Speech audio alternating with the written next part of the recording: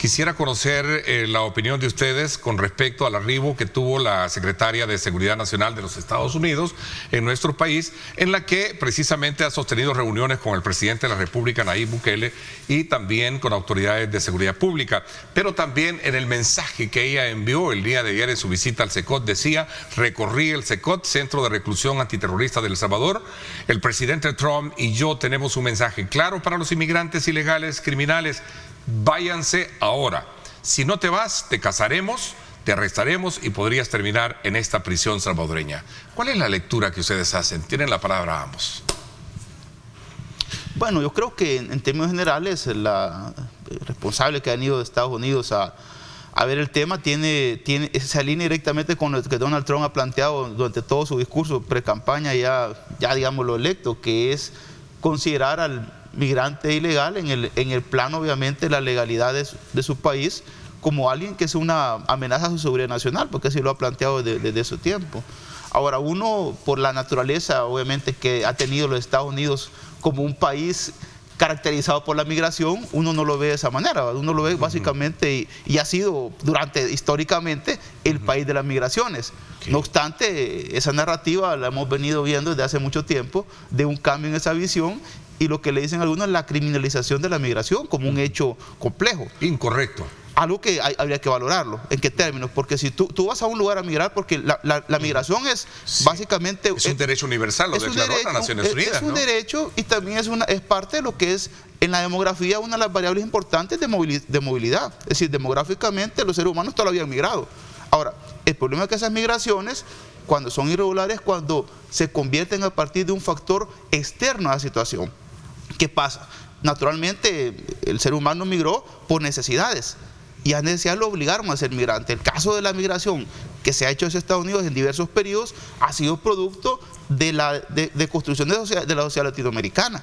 El Salvador mandó olas de migración en el tiempo de la guerra, olas de migración en el tiempo del conflicto de las pandillas. ¿Por qué? Porque se erosionan las sociedades y, por supuesto, el ser humano siempre va a buscar un bienestar. ¿Cuál es el problema? Que esta migración, cuando no es conforme a un elemento natural y un concepto, digámoslo así, en el esquema propiamente de la necesidad, se puede convertir inclusive en una amenaza para un país si el país no sabe administrar eso. La visita de la señora secretaria de Seguridad Nacional sin duda marca su primera salida de Estados Unidos, y lo hace a la República de El Salvador. Luego de estar en nuestro país por algunas horas, continúa su gira por Colombia y los Estados Unidos mexicanos. Esa es prácticamente esta primera salida oficial que tiene ella como uno de los cargos de mayor rango, de mayor investidura en los Estados Unidos de Norteamérica. Por supuesto que ella se caracteriza por un discurso claro, categórico y contundente. Y sus declaraciones ayer en medio del corazón del CECOT no fueron contradictorios, sino que mantuvo su línea de pensamiento, que es una línea estratégica que lleva al presidente Trump a nombrarla a ella en una responsabilidad, en un cargo que había sido tradicionalmente asignado a hombres y con una gran experiencia en los temas de seguridad y defensa nacional. La llegada de la señora secretaria pues marca también un importante reconocimiento en cuanto a las instalaciones del Centro de Confinamiento del Terrorismo, CECOT, y en medio de la celda, buscando todo fríamente calculado con el fondo de los pandilleros criminales, emite una serie de mensajes que han dado la vuelta al mundo. Queda claro que el tema es todo aquel inmigrante, como ya lo dijo en su tweet, todo aquel inmigrante, ¿verdad? Aquel ilegal, decía, criminales, váyanse de ahora, de los Estados Unidos. Bueno, yo creo que al menos desde mi punto de vista, desde una lectura de lo que es la seguridad nacional y la defensa nacional, yo nunca he tenido dudas. Y por eso he tratado de orientar y de brindar una orientación, una educación y tratar de manifestar cómo es la lectura que se hace de la seguridad y de la defensa nacional en los Estados Unidos de Norteamérica. Es diferente a cómo lo vemos nosotros bajo un contexto principalmente de seguridad pública. Y luego hay que también entender que desde la llegada de las 238 personas que vienen expulsadas de los Estados Unidos de Norteamérica al CECOT, hemos atravesado diferentes momentos, la información ha ido cambiando y previo a las declaraciones de la señora secretaria de Seguridad Nacional, la vocera oficial de la Casa Blanca había manifestado que habían dentro de los 238 personas dos grupos definidos. Uno eran los que estaban, según los Estados Unidos, según las agencias de investigación y de seguridad nacional de los Estados Unidos, estaban vinculados al Tren de Aragua, un grupo, y 101 personas estaban expulsados por su condición ilegal dentro de los Estados Unidos, y para eso ellos utilizan dos mecanismos de expulsión. Anteriormente se hablaba de la criminalización de la migración. En este caso, entonces, estaríamos hablando de un cambio en la visión de la migración como un acto criminal, o realmente siempre fue un acto criminal y fue escondido. ¿Se podría de alguna manera, bajo esa lógica que plantea Ricardo, tal vez no matizar, no sé si es el término, pero bajarle un poco el peso o el volumen a esas frases de traducción contundentes? Lo que pasa es que el discurso ha sido así. Lo que pasa es que el discurso es claro. Todo aquel que Ricardo entra, dice es contundente, estamos claros. El que entra a Estados Unidos de manera ilegal es considerado un crimen. Es decir, ese ha sido el discurso que ha mantenido Trump. Ahora la pregunta y el debate es, entonces, ¿qué pasó con la narrativa anterior? ¿Por qué se hicieron todo eso? Y viene el gran punto de vista. La realidad es que América Latina no deja de expulsar migrantes. Y eso, digamos, este es un acuerdo político basado en lo que ellos decían, la firma de un memorándum de entendimiento que tiene que ver con la alianza de la seguridad que ya estaba planteado, ¿no? Que eso fue lo que el día de ayer se firmó. Es que pregunto, ¿es esta una presión política para el país? Es que hay que tomar en cuenta qué significa Estados Unidos y qué significa El Salvador en la geopolítica, en el juego geopolítico. No podemos dejar de lado que El Salvador en el mundo es un país, obviamente, que está en un espacio que Estados Unidos ha planteado geopolíticamente como su espacio vital. Y creo que en esa visión de lo vital está reconstruir buena parte de lo que se ha llamado desde mucho rato una crisis de hegemonía. Y fíjate que los Estados Unidos es tan complejo que internamente tiene conflictos que inclusive se ha hablado de una propia guerra civil internamente en Estados Unidos. El tema de armas, el tema de los propios estados, el tema delictivo que ha sido fuerte, la droga. Estados Unidos, el racismo. Estados Unidos es una sociedad eminentemente erosionada. Lugares en los cuales las tasas de homicidio son elevadísimas, donde los índices de inseguridad son elevadísimos. Licenciado Faguaga introduce dos términos bien interesantes a la conversación, y es la geopolítica y la geoestrategia. Sin duda, el presidente Donald Trump está en este segundo periodo con una mentalidad muy clara de acuerdo a su perspectiva, y es devolverle la grandeza a los Estados Unidos de Norteamérica. Para él y su gobierno y su gabinete cercano, que son hombres y mujeres de alta confianza, lo que él ha establecido y lo ha reiterado es que los inmigrantes representan amenaza a la seguridad nacional, que son invasores, que obstruyen el desarrollo económico, que le limitan las posibilidades de empleo a los norteamericanos. Ese es el discurso de él. Eso es lo que hay que fijarse, es lo que hay que analizar y comprender que la situación ha cambiado. Y por otra parte, el gobierno, digamos, los altos funcionarios del presidente Trump, por momentos utilizan la palabra migración ilegal y en otras ocasiones le bajan el volumen y dicen migración irregular.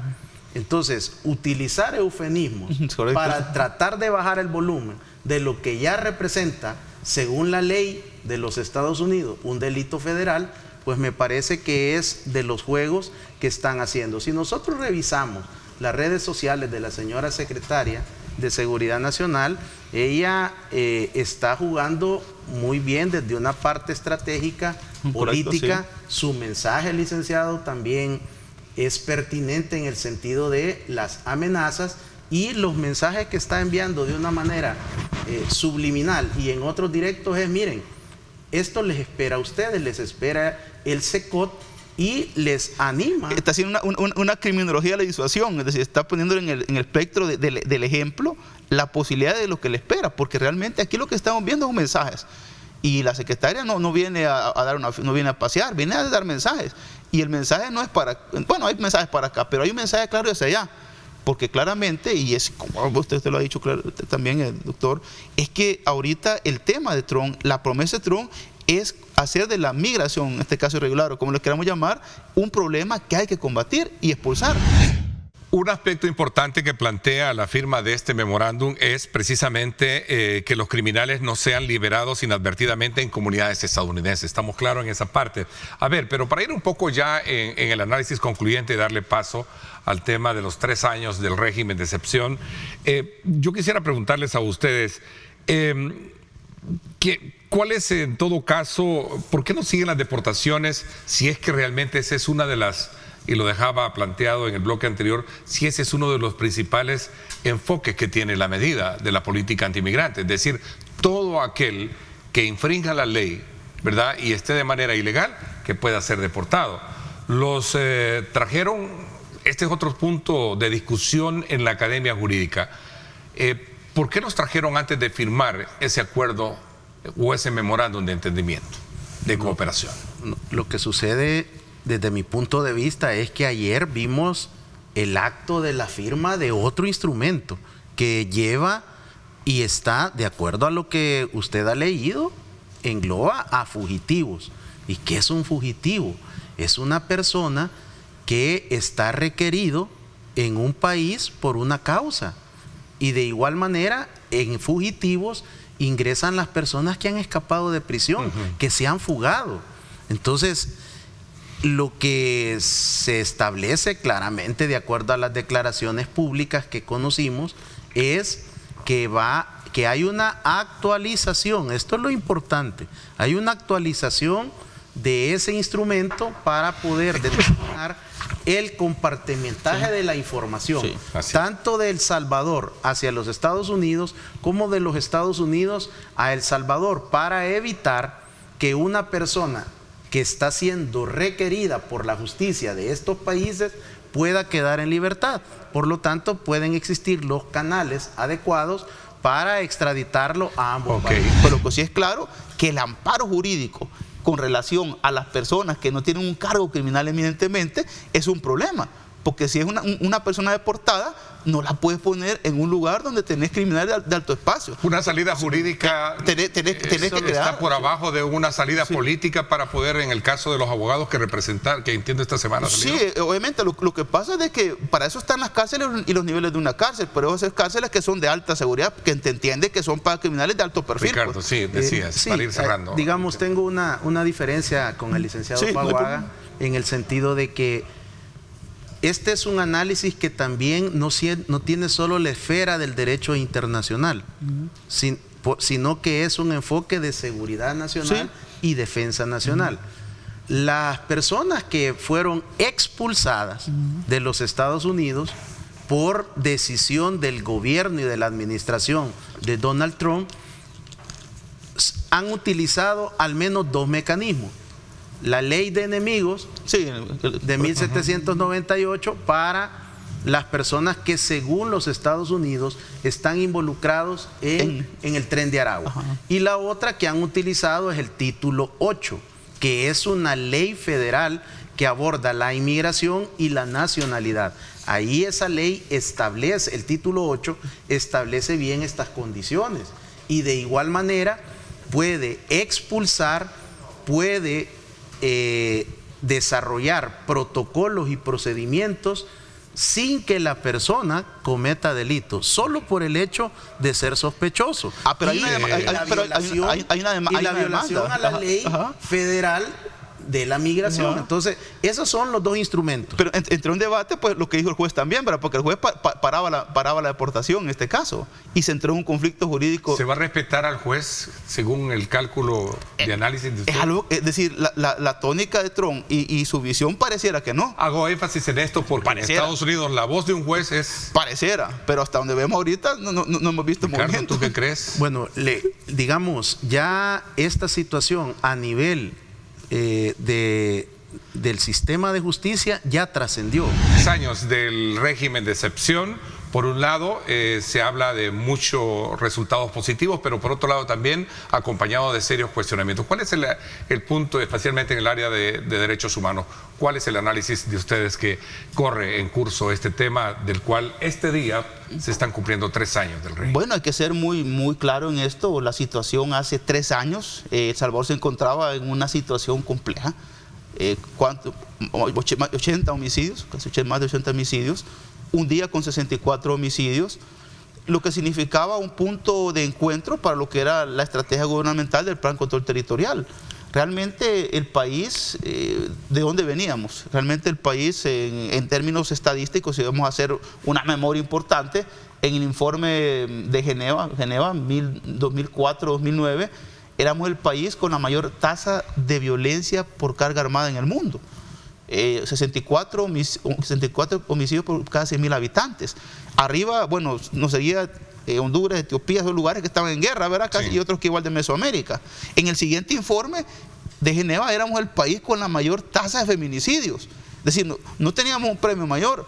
Y obviamente en la opinión pública, también hay que decirlo, desde los estudios que hace el IDOT, desde 1995-96 hasta el año casi 2022, el problema más grande de El Salvador era la violencia que tenía. Ahora bien, en ese sentido, el principal indicador de la violencia, los homicidios. Porque los homicidios se convirtieron en un acto criminal, por supuesto, pero también una herramienta política de control que a los pandillas estaban establecidos, lo que dice el doctor Sosa. El problema de las pandillas era un problema de seguridad nacional, porque habían trascendido de lo que eran asociaciones criminales, como comenzaron, a crimen organizado en cierta medida, y terrorismo ya declarado por la Asamblea Constitucional, porque había intereses políticos. Ahora, el uso de la herramienta del régimen de excepción, hay que decirlo y hay que analizarlo, desde la criminología tenía una aplicación en términos de la disuasión y la inmediata búsqueda del orden público. Hasta el 24 de marzo, el promedio diario de homicidios era de 0.3 homicidios diarios. Ya había un resultado por el trabajo de la Fiscalía, es innegable, ¿no? Policía y Fuerza Armada. A ver, pero ¿cuál es digamos, recojo este insumo y lo extraigo precisamente del debate que está ahí, ¿no?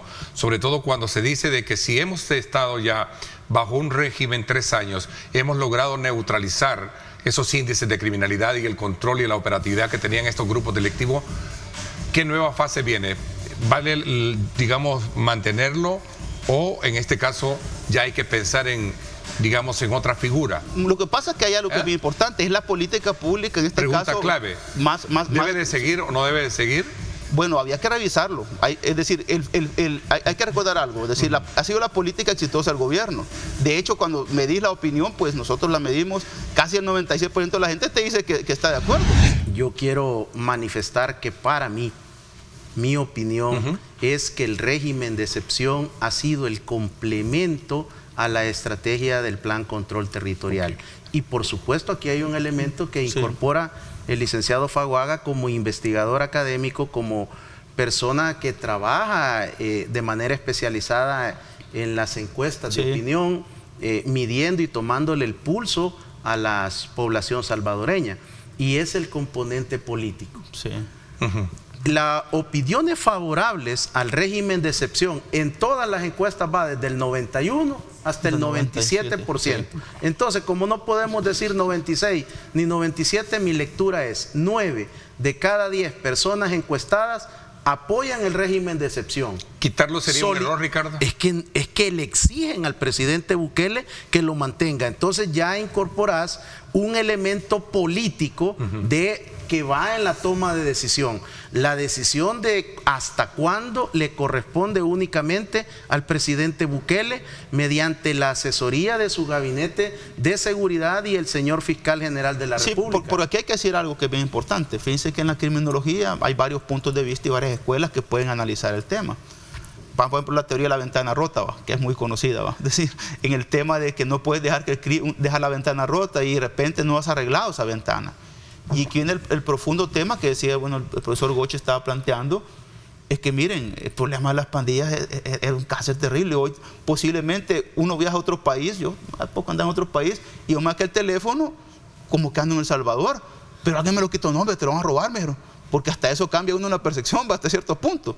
Ahora, por otro lado, la política más exitosa, porque pasa eso ahora, pero también esta ventana rota que es lo que dice el profesor Goche, creo que es importante, es que hay un problema grave, y es cómo trabajar para que logres considerar que el régimen de excepción pueda tener su cometido, que era básicamente ordenar la situación de la casa.